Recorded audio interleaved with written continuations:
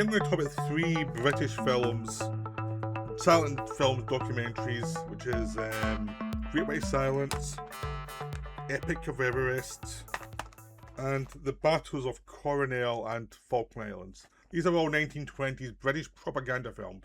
Now, I've just talked about Alexander Nevsky, which is a Soviet 1930s propaganda film.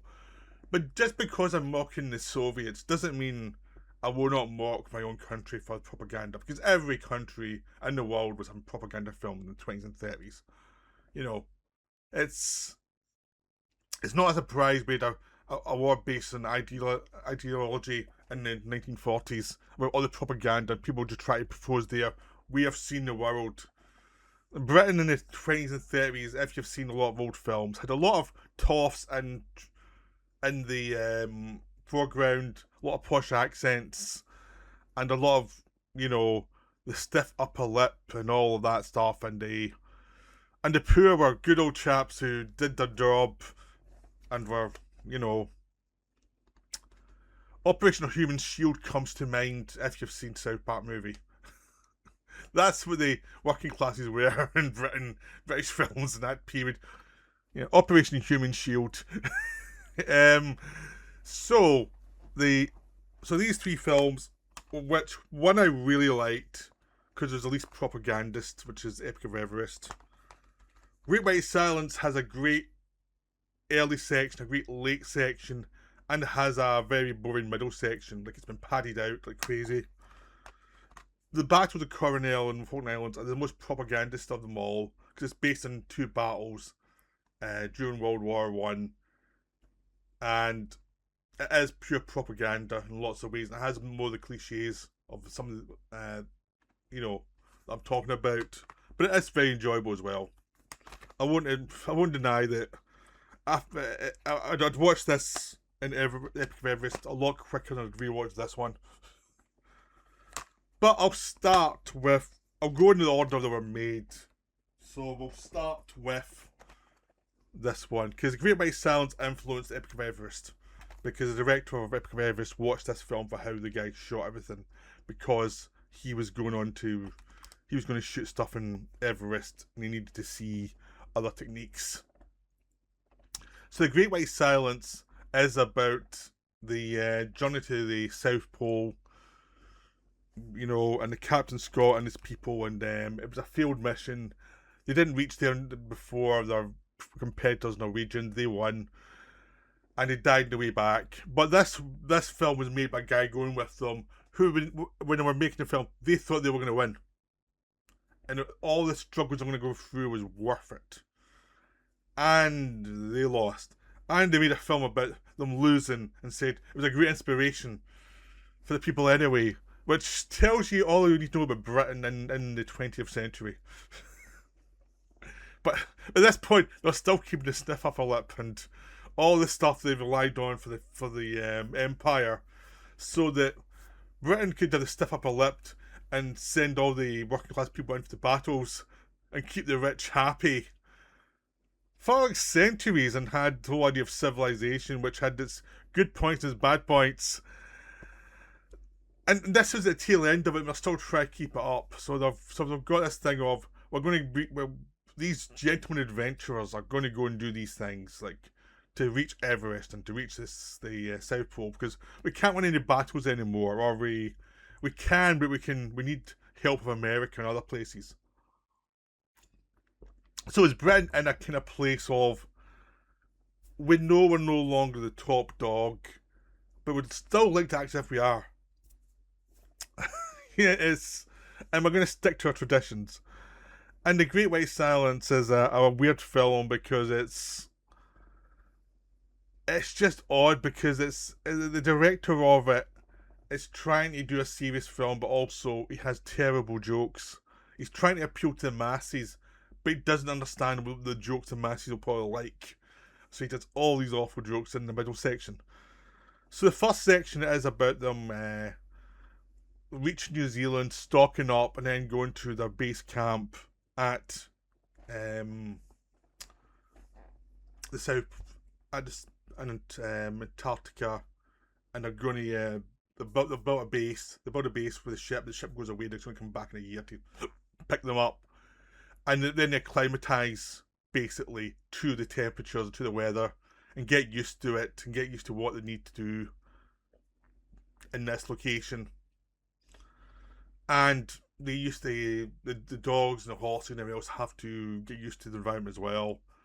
And so basically they've got months of doing nothing.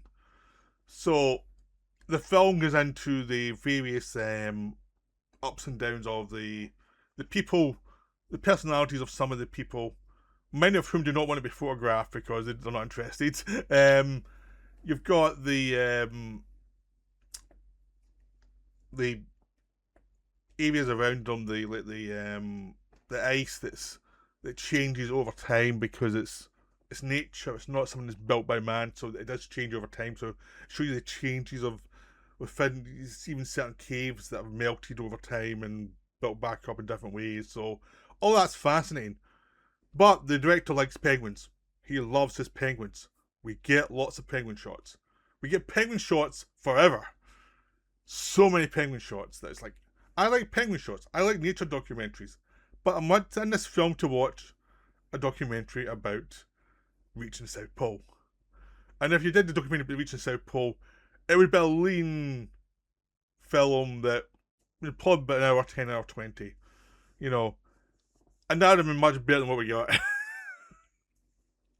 This thing goes on forever. And just keeps going and going and going. What's the running time of this thing? I can't see with the lights off, but it feels like it's 20-25 minutes too long. And it's like you ready to give up because the first section of the film, there's patronising bits in it, but there was a sense of the excitement of the men going on this mission, them being in New Zealand, them stocking up, them going through the waters and finding the routes, and you're seeing all these great shots of the ship going through the water and you're seeing icebergs floating, you know, in sub-zero temperatures before they even get to the location, then get to the location and building it up, and it's like creating a base camp. All that's fascinating. You could have, if you wanted to add runtime, you could have more of that, and it would have been fine. But no, once it gets there, you suddenly that sinking feeling is they've got to this section too fast, and now they have to kill time. So they're going to kill time with them acclimatizing by having lots of shots of penguins and other animals too. It's not just the penguins, but the other stuff's more interesting than the penguins. The other stuff is like, you could cut this down a little bit, but it's still interesting. You have sea lions and how they're getting hunted by killer whales and things. A lot of it's interesting, just too long, but a little bit of editing would have got it down and made it interesting. Even a minute of the penguins would have been fine, but no, you give it 10-15 minutes of the penguins, it feels. And lots of jokes at this point where the guy's trying to look as if he's a comedian and he cannot tell a joke. So this middle section, you're going to be fighting us to turn the film off because it's like, I had a good start, but this is hard. And then finally they leave to go to reach the South Pole, and it gets a lot better again. Now the film has lots of like model shots and things to show you locations it couldn't shoot, which are very obvious to the modern eye, and probably would have been even obvious to the old, the people watching at the time. But it's the only way to do it, and it's like, it's fine. Epic of Everest was much better at being naturalistic, but this one did fine. And what it does well was explain the techniques of how you get to the South Pole, how you need like 4 groups. So it's each time you're stopping one group that goes back, and they're leaving like supplies so that the final group will finally reach the pole, will be able to come back and resupply through getting back home. And they really explain it really well, like what they're doing, what are the difficulties, what bits are very much more difficult than expected, what bits are, where is it simple, where is it not, how they sleep at night, how they dry their wet clothes, because it's snow, they're always going to be wet, how they survive in such cold temperatures. And it does all that stuff great. It explains everything great, like where they're going, what they're doing. And it explains why they lose ultimately. The Norwegians found a better route to the South Pole. And it's like the sad thing is like, well, yeah, the other team is better. And because it's from Norway, they're used to colder weather anyway. So they just had a more logical. I mean, Britain has cold, but it's not like sub-zero cold. It's not like Norway where it's much more brutal in the winter. So they just have more experience in this stuff, and they just found a better route, and they got there first. And the moving stuff that is the end as they start to as the members of the team who you've been introduced to start to die one by one, and one of them, the obvious thing, I'm going for a walk. I won't be back for a long time, and the guy goes off to die basically to save supplies so his other teammates can maybe get back. And eventually they're so close to a resupply area before they die that it's quite tragic. So the whole thing is a tragedy. And once we get into that level of them going through hell to try and reach the South Pole, failing and then coming back, that's when the film's really moving. So the middle section destroys a really good film because both the beginning and the end are both terrific. And I'd highly recommend seeing the film for those two sections. Just when you get to the middle section, you can fast forward. You know, it's painful, that section. So that's The Great White Silence. It's the most famous, I think, of the three films. But in some ways, it's the least of the three films because of a section that's, just self-indulgent. Now we go to the best one, Epic of Everest. Now, I've got a soft spot for climbing documentaries. I'm scared of heights, but I love watching people in climbing documentaries because I can see images I couldn't see in real life because I'm scared of heights. Like, I don't like ladders. But this is a wonderful documentary. So the director of this one actually watched The Great White Silence a lot to see how it was shot and get everything worked out. He built lenses so he could get special telephoto lenses because he knew he wasn't going up with the people to Everest. So he'd have to try and cover them as they went up Everest. So he got the technology, and so he could go with them. He went up with them as far as he could, which was pretty much to the final base camp. So he did a lot of the climbing as well, carrying heavy equipment. And so you get some amazing footage, and you're getting stuff that, you couldn't see nowadays. It's Everest as it was in the 1920s, which is different from now when we've had global warming and all that stuff. And you've had lots of people going up Everest with a lot more equipment and a lot more knowledge of the routes that are safe.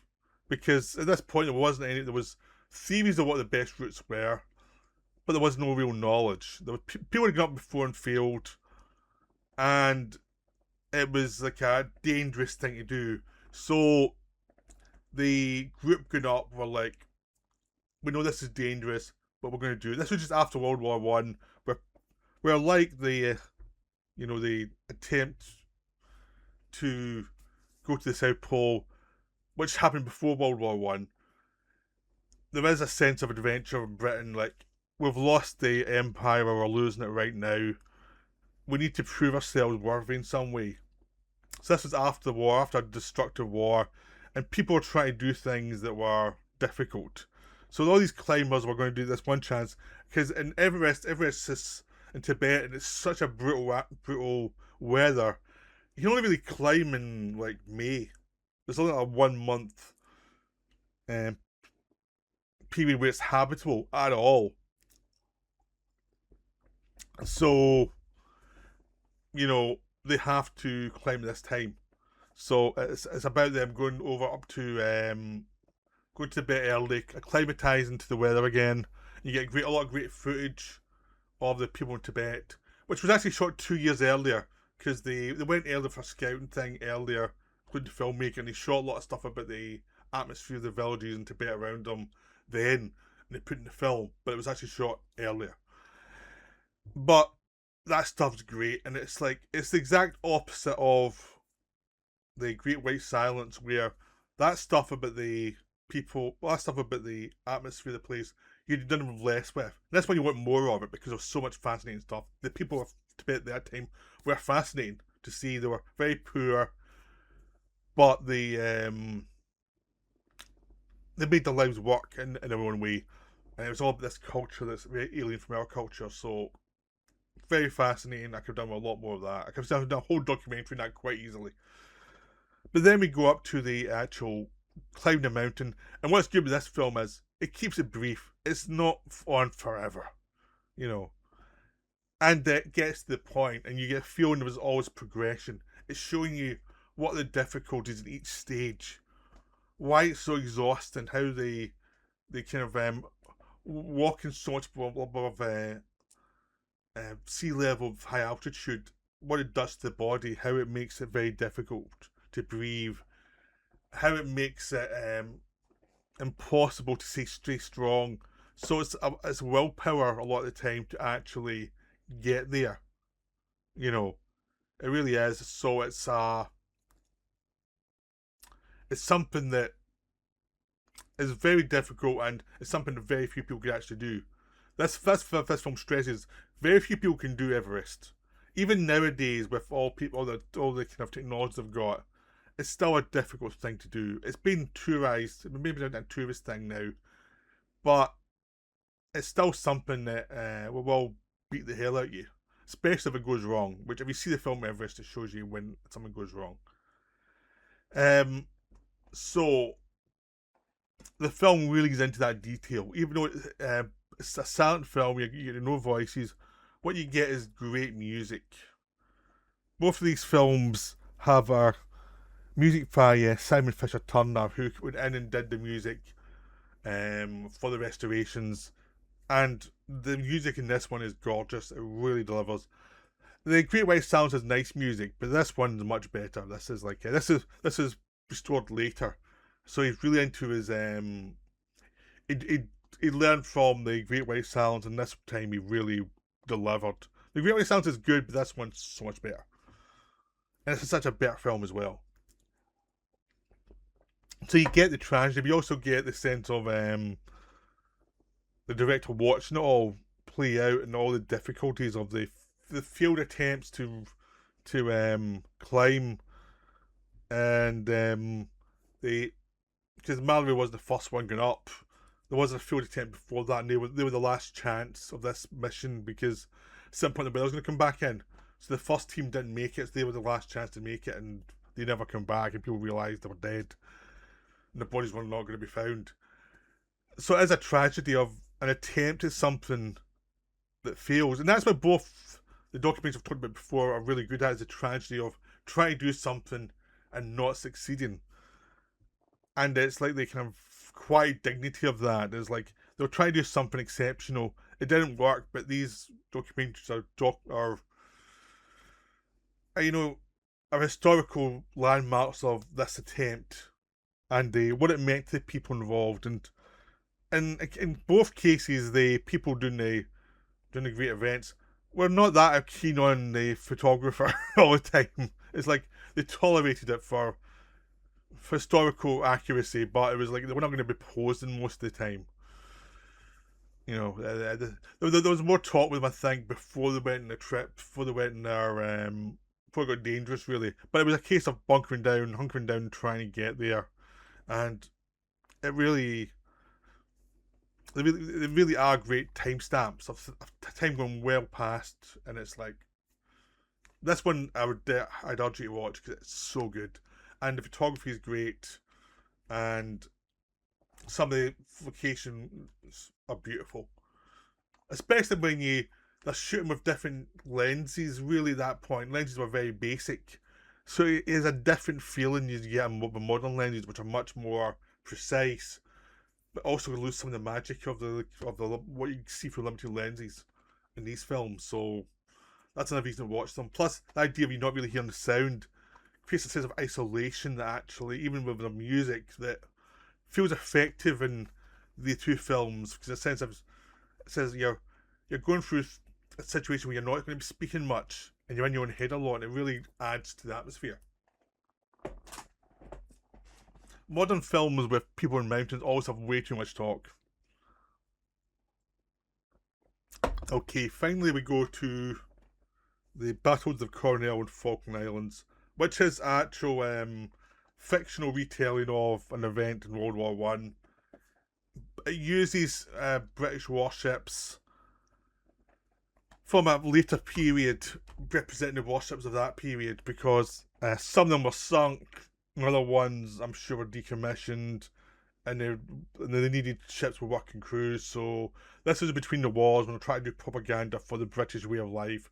So you get the toffs in this one, speaking, well, it's a silent film, so they're not speaking, but you see it in dialogue, their expressions, and you see the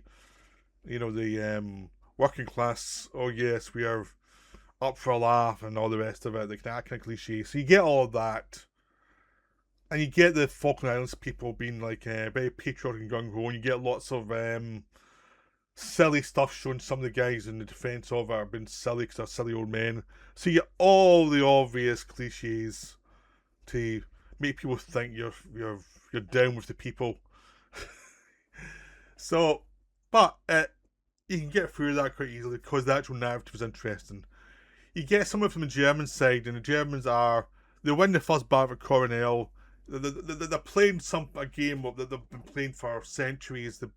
The British fleet and their enemies, which is hitting trade routes that rely on boats to trade with different countries, defend those trade routes, and the British have to basically deal with the increased German firepower of their navy that are going to attack them and try and break up Britain a little bit more because they're going through World War One. So there is a sea war going on as well, which is something you don't really get much in World War One films. The idea of the Germans are trying to destroy the supply lines, and the British try to destroy the German supply lines. That's what they're doing. And so the first battle, at Coronel, the British are outnumbered. They lose one of their ships. The rest escape, but they're damaged. And the British Navy have to work out what they're going to do now. So they invest in try to get all the ships they've got available out there as quickly as possible to get to the Falklands and refuel. Because the feeling is if the Germans take the Falklands and all the refueling routes, they're going to control that area, and Britain's going to be in trouble. And so they have to do there has to be an actual final battle between Germans and British. And the Germans are very confident after the first one when they routed the British in the first one, because the British had the reputation of being great in the sea. It's always been a thing. But actually, if you look at the British reputation in the sea, it rises and falls. It's like they've had good periods and bad periods where they've had to regroup and find their core again, because they've always had to deal with British administration, which has never been great. So it is a story of Britain regrouping after defeat, which is what they do. And you just get some great atmospheric sea battles. I mean, the problem is sometimes, because it's black and white and silent, sometimes you don't differentiate between Germans and British, and it's hard to tell. And especially the first battle of who's who. But by the second battle, you're pretty sure you know who's who.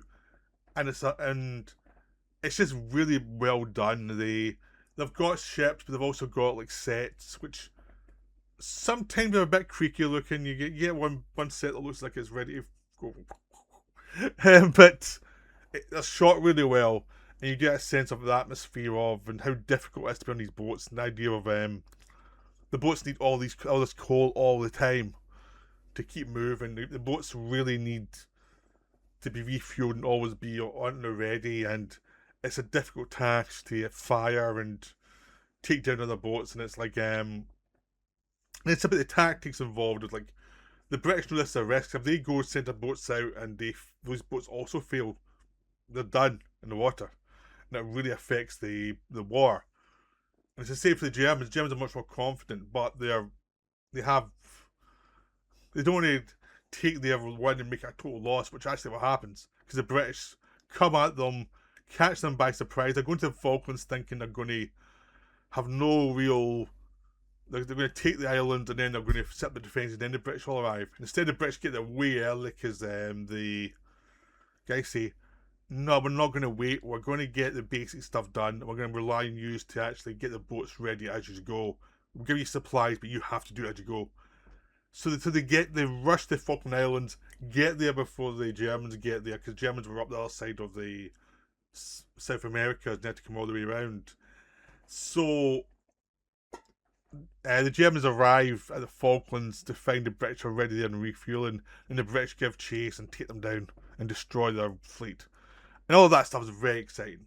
And it's paced really well. There is a sense of progression. The first third is the first loss, then it's like, what do we do? And then the final third is the battle, and how hard it is to keep refueling and keep it up as you're chasing these guys who are on the run. So it's really well done. I would highly recommend watching this film. Again, it's for the big screen.